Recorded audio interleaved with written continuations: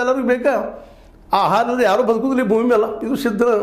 ಅದನ್ನು ನೀವು ಗೋಡೌನ್ದಲ್ಲಿ ಇಟ್ಕೊಂಡು ನಿಮಗೆ ಅವ್ರು ಯಾವ ಬರ್ತಾರೆ ಅಲ್ಲೇ ನೀವು ಬಂದ ರೇಟಿಗೆ ಮಾರಕ್ಕೆ ಅನುಕೂಲ ಆಗ್ತದೆ. ಜೊತೆಗೆ ಅಲ್ಲಿ ಕಾಳು ವ್ಯವಸ್ಥಿತವಾಗಿ ನೀವು ಜೋಪಾನ ಮಾಡ್ಕೊಳ್ತೀರಿ. ನಿಮ್ಮ ಕಾಳು ಯಾವುದೋ ಬರಲಿ, ಅದು ಗೋಧಿ ಬರಲಿ, ಅಕ್ಕಿ ಬರಲಿ, ಅಥವಾ ಭತ್ತ ಬರಲಿ, ಅಥವಾ ಮತ್ತೇನೋ ಬರಲಿ, ಅಥವಾ ಇನ್ನುಳಿದ 24 ಬೆಳೆಗಳು ಇಟ್ಕೊಳ್ಳೋಕೆ ಬರ್ತದೆ. ಜೊತೆಗೆ ನೀವು ಬೆಲ್ಲ ತಯಾರು ಮಾಡಿ ಅಲ್ಲಿ ಆಲಿ ಮನೆಗಿದ್ದು ನಿಮಗೆ ಗೊತ್ತದ. ಆಲಿ ಮನೆಯಲ್ಲಿ ಕಬ್ಬು ಹಾಕಿ ಈ ಒಂದು ಬೆಲ್ಲ ತಯಾರು ಮಾಡುವಂಥದ್ದು. ನೀವು ಬೆಲ್ಲ ತಯಾರು ಮಾಡಲು ಸ್ಟೋರಲ್ಲಿ ಇಟ್ಕೋಬೋದು, ಅವ್ರನ್ನ ರಕ್ಷಣೆ ಮಾಡ್ಕೋಬೋದು. ರೇಟ್ ಬಂದಾಗ ಮಾರ್ಕೊಳ್ಳಿಕ್ಕೆ ಬರ್ತದೆ. ನಿಮ್ದು ಮಾರ್ಕೆಟ್ಲಿಕ್ಕೆ ಪ್ರತಿಯೊಂದು ಹೇಳಿ ನಾವು ಈ ವಿಚಾರ ಯಾಕೆ ಮಾಡಬಾರ್ದು? APMCಗೆ ಹೋದು ಅಲ್ಲಿ ಇಟ್ಕೊಂಡು ಅಲ್ಲಿ ಅವರು ದಲಾಲಿ ಜನ ಅಂದ್ರೆ ವ್ಯಾಪಾರ ಅವರು ಉದ್ಯೋಗದ ಪಾಪ ಅವರು ಬದುಕಬೇಕಾಗ್ಯದ. ಅದಕ್ಕಾಗಿ ಅವರು ಅದಕ್ಕೆ ಕಮಿಷನ್ ತೊಗೊಳೋರನ್ನ ಮಾಡೋರನ್ನ ಅವ್ರು ಹೆಸರು ತೊಗೊಂಡ್ರು ಕಡಿಮೆ ತೊಗೊಂಡ್ರು ನಾವು ಅಲ್ಲಿ ವಾದ ಮಾಡಿ ಜಗಳಾಡೋಕೆ ನಿಂತರು, ಪ್ರತಿಯೊಂದು ಹೋರಾಟ ಮಾಡೋಕೆ ನಿಂತರು.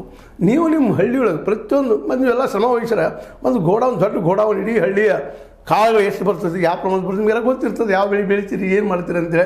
ಒಂದು ಎಣ್ಣೆ ಕಾಳುಗಳು ಬೆಳಿತಿದ್ರಪ್ಪ ಅಂದ್ರೆ ಎಣ್ಣೆ ಕಾಳುಗಳು ಸ್ಟೋರೇಜ್ ಮಾಡಲಿಕ್ಕೆ ಬರ್ತದೆ.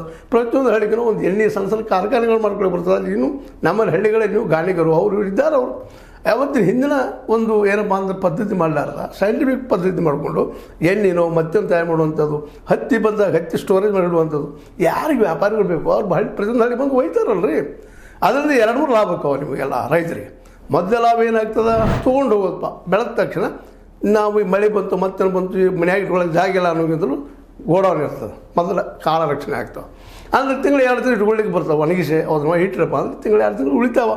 2-3 ತಿಂಗಳೊಳಗೆ ನಿಮ್ಗೆ ರೇಟ್ ಬಂದಂಗೆ ಚೀಲ ಮಾಡಿ ಹೊಲಿದ್ರಿ ಅಲ್ಲಿ 3 ಹುಡುಗರಿಗಿನ ಉದ್ಯೋಗ ಆಗ್ತದೆ. ಕಾಲ ಮಾಡೋದು ಮತ್ತೇನು ಮಾಡೋದು, ಎಷ್ಟು ಹೋದು ಯಾರು ಹೋದು ಮತ್ತು ನೀವು ಯಾರು ಎಷ್ಟು ಹೆಚ್ಚಿರ್ತೀರಿ ರೆಕಾರ್ಡ್ ಇದ್ದೇ ಇರ್ತದೆ.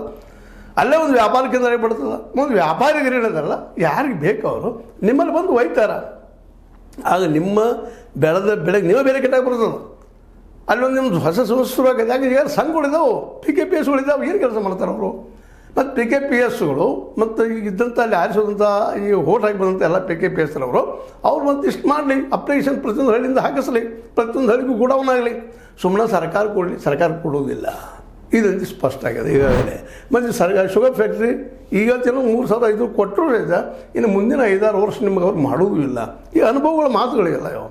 ಇನ್ನು ಏನು ಮಾಡ್ತಾರಪ್ಪ? ಆಗ ನೀವು ಅಲ್ಲಿ ಬೆಲ್ಲ ತಯಾರು ಮಾಡಿರಿ, ಮತ್ತೊಂದು ತಯಾರು ಮಾಡಿರಿ, ಅಲ್ಲೇ ಒಂದು ಸಣ್ಣ ಸಣ್ಣ ಕಳೆದ ಸಾರಿ ಕಾರ್ಖಾನೆಗಳು ತಯಾರು ಮಾಡಿಕೊಡ್ರಿ. ಪ್ರತಿಯೊಂದು ಹಳ್ಳಿ 2 ಹಳ್ಳಿ 3 ಹಳ್ಳಿ ಬೇಡ. ಬೆಲ್ಲದ ಮೇಲೆ ನಡೀತದಲ್ರಿ ಇವತ್ತು.